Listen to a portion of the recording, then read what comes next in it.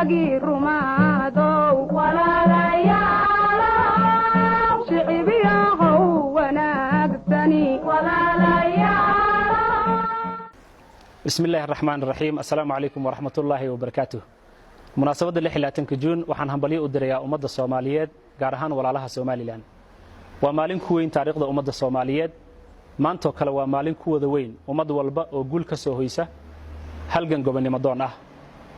sidoo kale 16 juun waa maalin qiimo weyn ugu fadhida xisbiga awoodda shacabka maadaama aan u taagannahay weynaynta guul kasta oo ay bulshadu hormuud ka tahay. walaalaheena Soomaaliland guushii xurnimada ee 16 juun ee 1960 waxay horseeday midnimada Soomaaliya ee 1 Luulyo. la'aantood suurtagal ma noqoteen in midnimo la helo. guusha walaalka weyn waxay tusaale ku dayasho mudan u tahay walaalka yar. inkasta oo midnimadii kadib aan walaalaheena Soomaaliland loogu hambayn sidii ay noo sooreen gaar ahaan hanaankii awood qaybsiga, haddana waxay muujiyeen dulqaad iyo dabacsanaan duwanaag ku suntan. walaalaheen Soomaaliland waxaa loo geystay abaalka dhac, tacaddi, dil iyo barakicin awood dawladeed lagu fuliyay. intii ku dhimatay naxariistii janno Allah ka waraabiyo, shuhadana Allah ka yeelo. waxay xaq u leeyihiin in si qalbi xaarnaan ah raaligelin buuxda looga bixiyo wixii dhacay sanadkii 1988 gaar ahaan madaxda markaas hoggaanka hayso.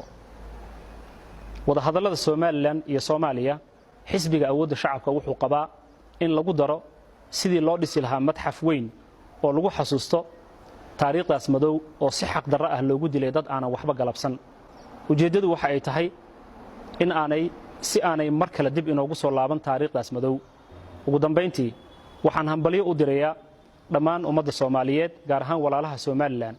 waxaan idin rajaynayaa nabad, barwaaqo iyo sanado badan oo farxad leh.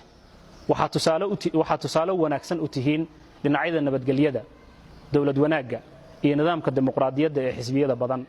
mar kale hambalyo 16 juun. أقلتي لأنتي كلمي بتنوي